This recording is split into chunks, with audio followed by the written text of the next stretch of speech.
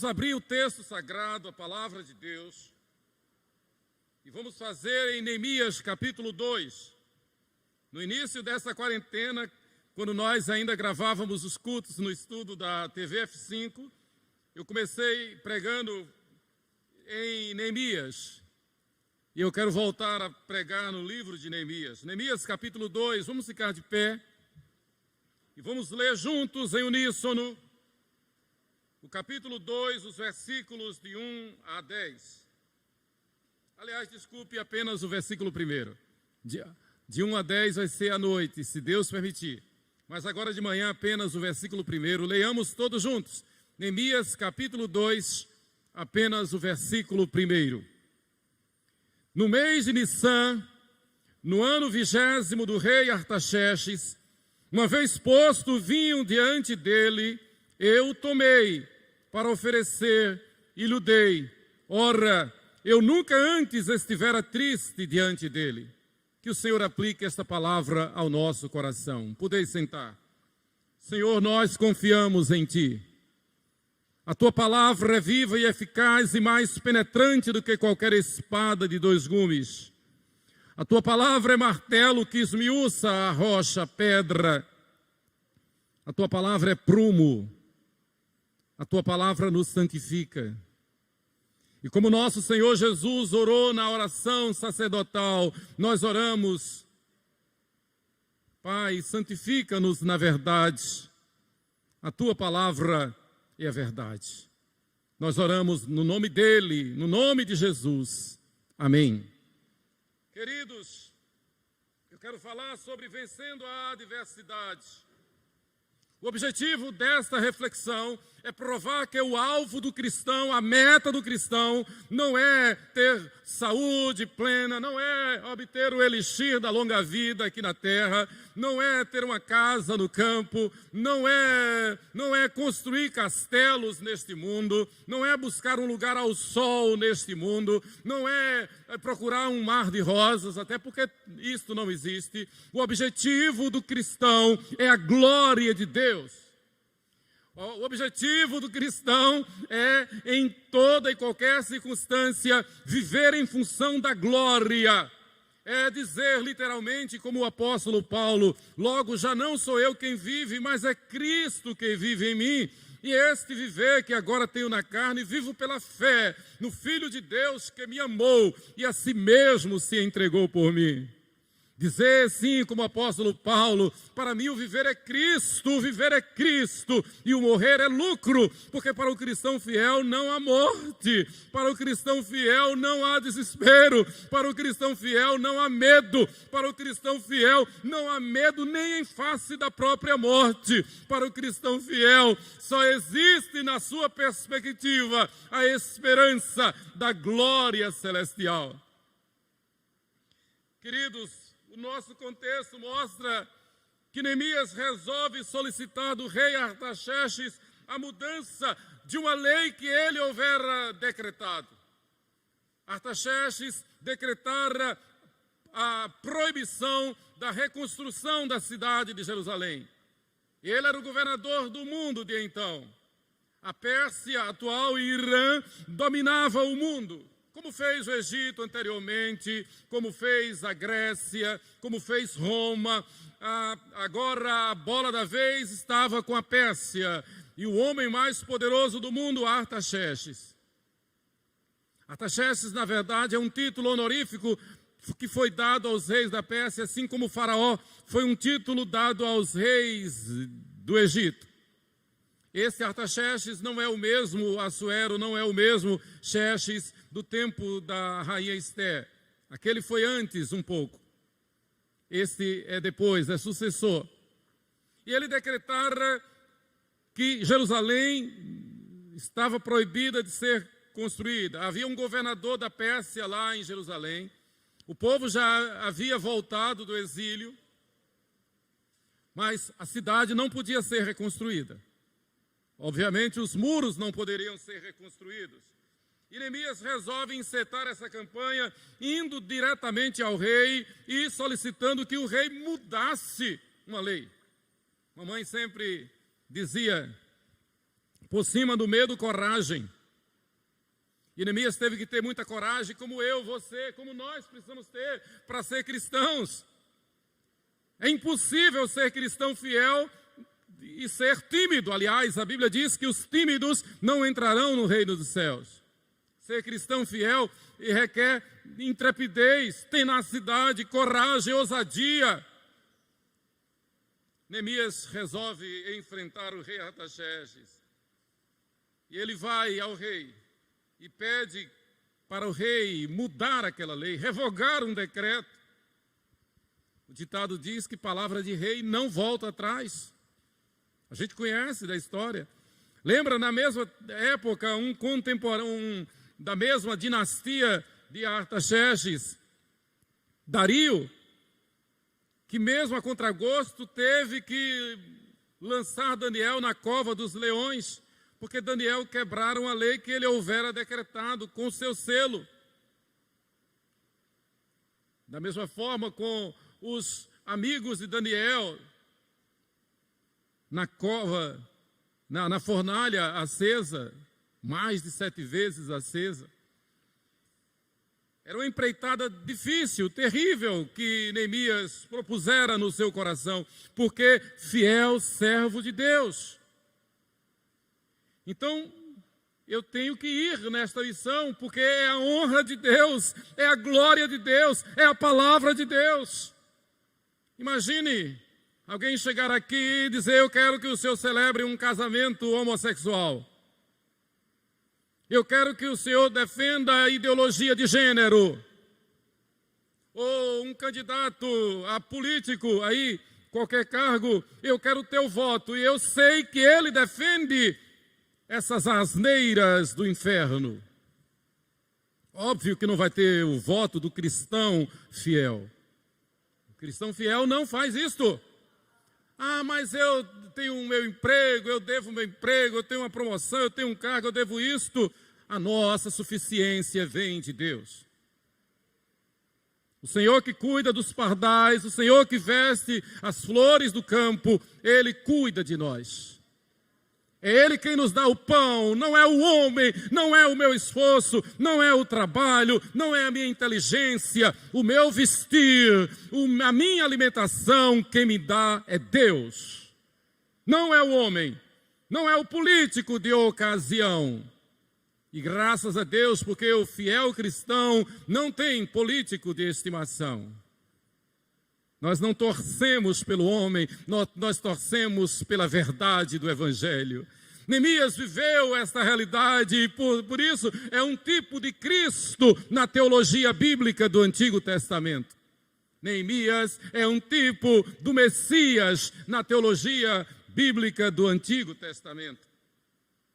Nós cantávamos com muito garbo, com muita alegria lá no seminário. Não é fácil a nossa vocação, mas é eterno o nosso galardão. Almas preciosas para Jesus levar, tal é o nosso alvo. Vamos trabalhar. É a glória de Deus, é evangelizar, é dizer que seja Deus verdadeiro e mentiroso todo homem. A nossa confiança está em Deus somente. A toda hora, a todo instante, nós somos desafiados a enfrentar adversidades nas ruas, nas estradas, na expectativa diante de um diagnóstico médico, na expectativa diante de um concurso. O tempo todo nós enfrentamos adversidades. E temos que estar preparados para isso. Mas nós não podemos esquecer da adversidade maior, que é daquele que é o inimigo das nossas almas, que anda ao nosso derredor como leão que ruge, tentando nos devorar. E ele ataca sem cessar. A especialidade dele é fazer-nos vacilar, é fazer-nos ir contra o Evangelho, é ir contra a palavra de Deus. Por isso que a Bíblia diz, e nós cantamos há pouco, devemos vigiar e orar, sem cessar, para não cair em tentação. As adversidades existem, mas diante da adversidade, nós vamos, no nome do Senhor dos Exércitos, como fez Davi diante de Golias. não havia lógica. Humanamente falando, é impossível. Israel estava derrotado, humanamente falando. Não havia nenhuma possibilidade, nenhuma ciência, nenhuma lógica para Israel vencer a Síria. Vencer os filisteus, derrotar o gigante Golias. Mas aquele jovem resolveu viver não conforme as circunstâncias, não para agradar seu pai, não para agradar seus irmãos, não para agradar Saul, o rei de Israel, mas para agradar ao Deus dos exércitos, ao Rei dos reis, ao Senhor dos senhores. Esta é a razão por que nós nascemos, esta é a razão por que o Senhor nos formou no ventre da nossa mãe, nos plasmou no ventre da nossa mãe, nos trouxe à luz, não para agradar-nos a nós mesmos, não para agradar ao homem, mas para o louvor da sua glória. Esta é a razão pela qual nós existimos. Este é o fim supremo do homem. Como diz o nosso catecismo de Westminster. É glorificar a Deus e gozá-lo para sempre. A vontade de Deus. Queridos, eu quero convidá-los a ler comigo Ageu, capítulo 1, os versículos de 1 a 11. É um pano de fundo da mensagem de Neemias, da vida de Neemias. Ageu retrata o que acontecia, o cenário político, moral e social no tempo de Neemias. Ageu, capítulo 2, os versículos de 1 a 11. No segundo ano do rei Dario, no 7º mês, ao 21º do mês, veio a palavra do Senhor por intermédio do profeta Ageu, dizendo: fala agora a Zorobabel, filho de Salatiel, governador de Judá, e a Josué, filho de Josadaque, o sumo sacerdote, e ao restante do povo, dizendo: quem dentre vós que tenha sobrevivido contemplou esta casa na sua primeira glória? E como a vedes agora? Não é ela como nada aos vossos olhos? Ora, pois, sê forte, Zorobabel, diz o Senhor, sê forte, Josué, filho de Josadaque, sumo sacerdote, e tu e todo o povo da terra, sê forte, diz o Senhor, e trabalhai, porque eu sou convosco, diz o Senhor dos exércitos. Segundo a palavra da aliança que fiz convosco, quando saístes do Egito, o meu Espírito habita no meio de vós. Não temais, igreja, não temais, irmãos, não temais. Pois assim diz o Senhor dos exércitos: ainda uma vez, dentro em pouco, farei abalar o céu, a terra, o mar e a terra seca. Farei abalar todas as nações, e as coisas preciosas de todas as nações virão, e encherei de glória esta casa, diz o Senhor dos exércitos.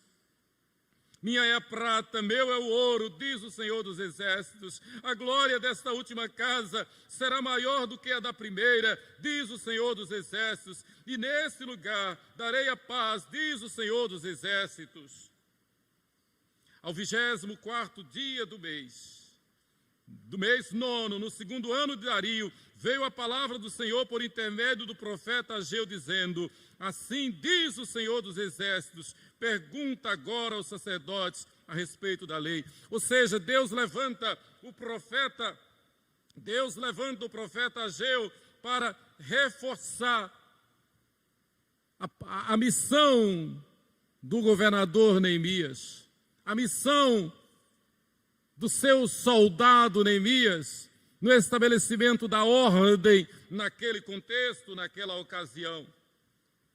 Na verdade, o povo que havia voltado já do exílio estava mal acostumado, foi muito contaminado pelas ideologias da Pérsia, foi muito contaminado pelas ideologias da Babilônia. O povo voltou e cada um estava preocupado só com a sua casa, só com o seu negócio, apainelando suas casas. E estavam construindo casas na cidade, casas no campo, casas na praia. E esqueceram-se da casa de Deus. E o pior é que havia profetas que falavam o que eles queriam ouvir. Havia muitos profetas, muitos sacerdotes, tidos como homens de Deus, que na verdade estavam fazendo a vontade do povo, o jogo do povo. Os profetas fiéis sempre foram poucos, pouquíssimos.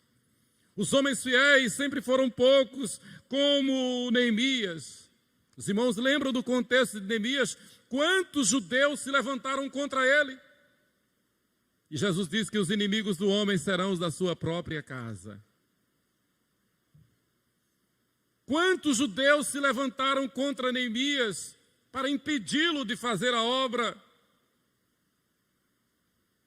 A história é a mesma, os nomes é que mudam. Então era um contexto extremamente hostil, extremamente difícil. Em qualquer circunstância, queridos irmãos, nós não estamos aqui para buscar um mar de rosas, como eu disse.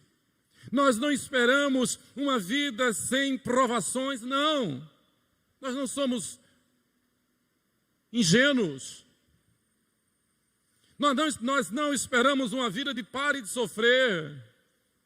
Nós não esperamos uma vida sem aflições. Não. Embora, claro, saibamos que isso doa e busquemos e tentemos de todas as formas evitar, mas se está em leque, se está sobre a mesa a causa do nosso Deus, antes importa obedecer a Deus do que aos homens. Se puder servir a Deus do jeito que estamos, nesta paz, nesta maravilha aqui, maravilha. Mas nós sabemos pela Bíblia e nós sabemos pelos sinais que vemos no mundo, pelo noticiário, de que o inimigo se levanta furiosamente contra a igreja. Não é novidade, porque nosso Senhor advertiu que na proximidade imediata do seu retorno ou do arrebatamento da igreja, o inimigo transvestido de Cristo e por isso anticristo promulgará leis, decretará leis para cercear o direito dos cristãos, o que na verdade conhecemos hoje como cristofobia. Cristofobia. Eu me lembro no início da faculdade de pedagogia lá na UESC, Universidade Estadual de Santa Cruz, em Ilhéus. Eu, pastor, um homem casado, pai de família, aqueles jovens me hostilizavam. Até professores me hostilizavam por eu ser um cristão. Isso na década de 90. Imagine hoje o que não se enfrenta nesses meios pseudo-acadêmicos. Porque se fossem verdadeiros acadêmicos, não agiriam de forma antiética, xiita, malvada, terrorista, perversa. Eu sofri isto. Imagine, eu fico pensando, pastor Lucas, o que a nossa juventude não tem enfrentado diante desses evolucionistas, materialistas, marxistas, anticristãos, anti-igreja, anti-Deus. E aí o inimigo é tão astuto, é tão sagaz, que aí ele se infiltra na igreja e levanta um pastor para dizer: a Bíblia está errada. A Bíblia precisa ser atualizada. Mas graças a Deus que a Convenção Batista do Estado de São Paulo se levantou e refutou este herege. A Bíblia é a palavra de Deus. A Bíblia é sempre atual. A Bíblia é a nossa única regra de fé e de prática.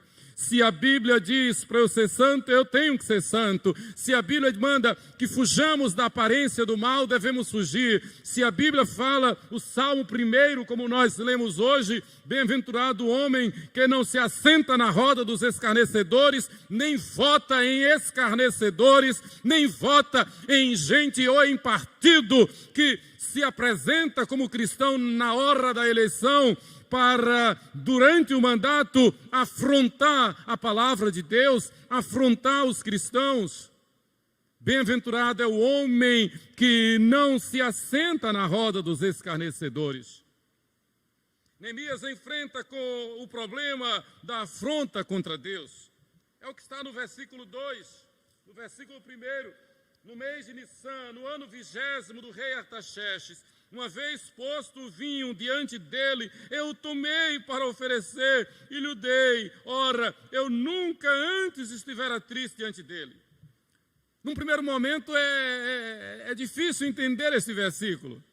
Mas o que ocorre é o seguinte, irmãos. Neemias era uma espécie de ministro-chefe da Casa Civil, como copeiro por excelência que era. Era o mais excelente dos copeiros do rei. Então, copeiro não é um mero copeiro como a gente conhece. Não era simplesmente um mordomo, um garçom. Era um ministro-chefe da Casa Civil. E era copeiro. Então, ele tinha a obrigação, ele tinha como missão, ele tinha como dever estar sempre com o semblante alegre diante do rei. Porque o semblante alegre do copeiro significava que estava tudo bem. Que os exércitos estavam em ordem, que as forças de segurança estavam em ordem, que o povo estava sob ordem, que estava tudo bem. Então o rei não admitia tristeza diante de si. Na verdade, o copeiro, ele era pago para isso. A sua missão era um soldado para isso. E além do mais, ele tinha a incumbência de provar tudo que o rei fosse ingerir. Fosse a bebida, fosse a comida, porque caso estivesse contaminada, envenenada, que era a maneira por excelência pela qual se sabotavam as autoridades, ele tinha que experimentar. E claro, se estivesse envenenado, aquele copeiro morreria. O rei, então, escaparia daquele atentado. E o texto, então, diz que Neemias aparece com o semblante triste, como nunca antes ele aparece diante do rei. O rei ímpio, além de escravar o povo de Deus, ele fizeram aquela lei proibindo a reconstrução do templo, a reconstrução da cidade de Jerusalém. O fiel servo de Deus, queridos, não pode, não deve submeter-se a leis que afrontam a nossa fé ou ao nosso Deus. Neemias estava diante de uma lei, de uma autoridade constituída assim, mas que fizeram uma lei anti-Deus, uma lei de cristofobia, uma lei contra a verdade, contra Deus. Neemias não, aqui não. Antes eu sou um soldado de Cristo. E você? Antes você é um soldado de quem? Você deve seu voto a quem? Você vota baseado nos princípios de Marx ou nos princípios da palavra de Deus? Aliás, nós estudamos durante mais de um mês aqui na Escola Dominical com os nossos mestres, doutores da nossa IPB, homens como Solano Portela, como o reverendo Amauri, tantos outros, nos ensinando sobre o perigo de uma ideologia marxista, que é o que prevalece na mídia, que é o que prevalece no mundo, porque é, sim, um instrumento já do anticristo, que tenta colocar marca das pessoas. Como um parlamentar subiu ao Congresso Nacional semana passada para dizer que quem não submetesse à vacina chinesa está proibido de negociar, está proibido de ter conta bancária, está proibido de prestar concurso, está proibido de viajar. Isto parece uma marca da besta ou não é? Seja o que for, nós já sabemos de há muito que não vamos nos submeter a nenhuma marca de besta nenhuma. Neemias é um exemplo a nós para isso. Neemias enfrenta o problema. Em toda a Bíblia, em toda a história da igreja, aprendemos que os homens fiéis não são simplesmente os que professam a fé, mas os que, além de professar a fé, dão testemunho de uma vida de santidade em honra de nosso Deus. É o que nos diz a pergunta 32 do Catecismo Maior de Westminster. Acompanhem.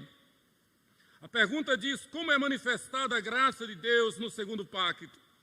A resposta: a graça de Deus é manifestada no segundo pacto, o pacto que Deus fez com Jesus Cristo. O primeiro foi com Adão. Adão errou e por isso todos pecaram e morreram. Agora Deus fez o segundo pacto, a segunda aliança com Jesus Cristo, o seu Filho perfeito. A graça de Deus é manifestada no segundo pacto, em que Ele livremente provê e oferece aos pecadores um mediador e a vida e a salvação por Ele, Jesus Cristo, exigindo a fé como condição de interessá-los nele. Promete dar o Espírito Santo a todos os seus eleitos, para neles operar essa fé, com todas as mais graças salvadoras, e para os habilitar a praticar toda a santa obediência, como evidência da sinceridade da sua fé, e gratidão para com Deus, e como o caminho que Deus lhes designou para a salvação. E uma inúmera série de referências bíblicas. Em segundo lugar, nós enfrentamos a adversidade,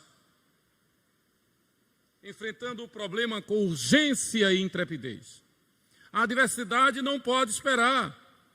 A adversidade, ela vem contra nós e nós não temos o direito de cruzar os braços, de dar as costas, de fugir, sob pena de sermos tratados como traidores, covardes. A adversidade tem que ser enfrentada.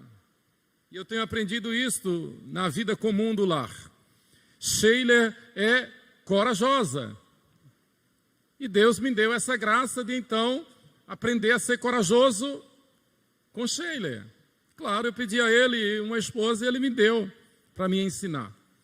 Quando Rebeca era muito pequenina, nós estávamos almoçando, estávamos comendo um peixe lá em nossa casa, lá em Itabuna. E, por um vacilo nosso, Rebeca pegou um pedaço do peixe com uma espinha enorme. E ela engasgou na mesma hora. E começou a chorar. E eu me lembro como hoje, ela com a boca aberta, eu olhei, uma espinha enorme atravessada na garganta. Eu não pensei duas vezes, corri para o quarto, fui trocar de roupa, tinha que ir para o hospital. Quando eu cheguei, crente que Sheila já estava com ela também, me esperando para entrar no carro, Sheila estava com a espinha numa pinça. Enquanto eu corri para me arrumar para ir para o hospital, Sheila foi lá, pegou uma pinça, enfiou lá na boca de Rebeca e puxou aquela espinha. Diante da adversidade, no contexto ali, segundo a abençoada Sheila, não havia tempo de trocar de roupa, não havia tempo de ir para o hospital, mas havia a possibilidade de pinçar aquela espinha.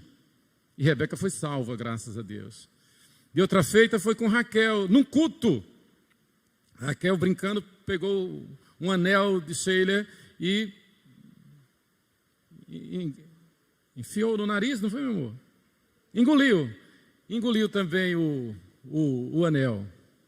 E enquanto eu descia do púlpito correndo, Sheila já tinha levado Raquel lá na porta, colocou de cabeça para baixo, deu um santo tapa nas suas costas e o anel caiu longe. Diante da adversidade, eu estou aprendendo com Sheila. Mulher virtuosa, quem achará? Neemias sabe da adversidade, ele com urgência, ele encara a realidade. Ele vai lá.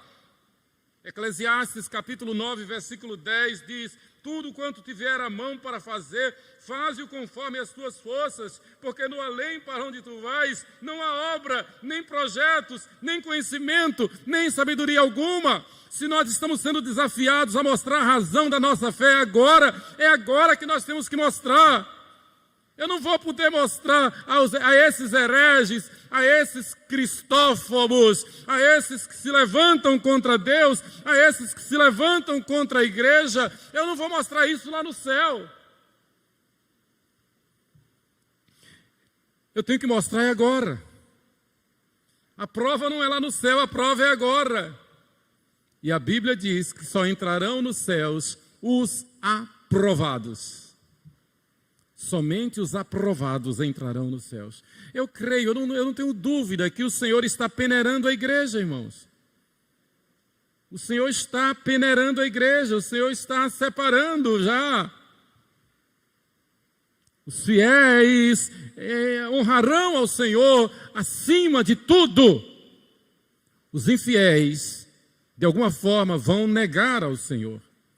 Os infiéis, de alguma forma, vão concordar com aqueles que se levantam contra Deus, com aqueles que promulgam leis contra Deus. Neemias não concordou com isso.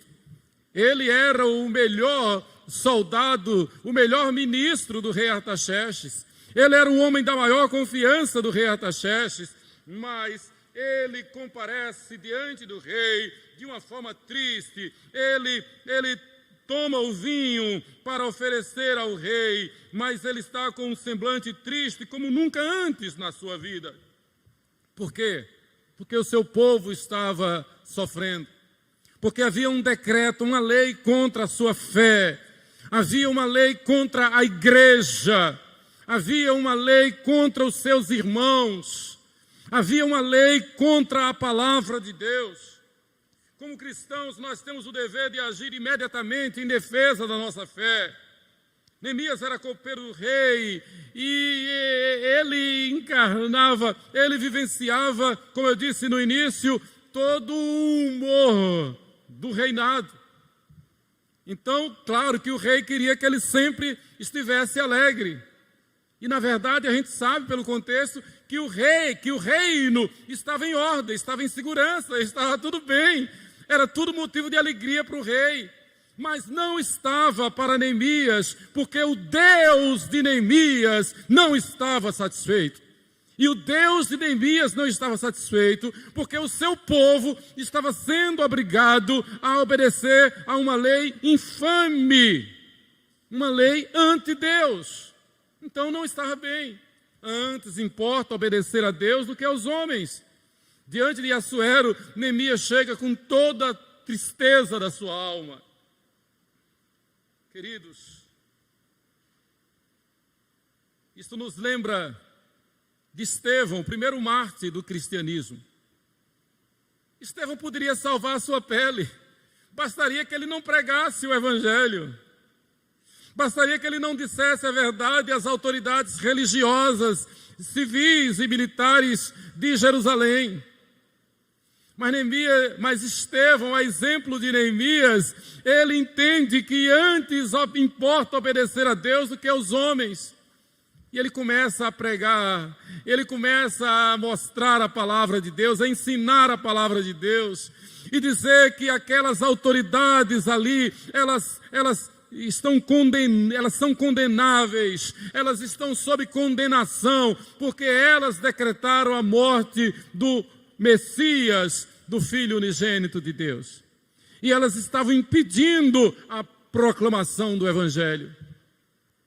E a Bíblia diz que quando aqueles homens ouviram isso, taparam a boca de Estevão e o apedrejaram até a morte. Mas Estevão não negou a sua fé. Mais uma vez nós recorremos aos nossos fundamentos doutrinários.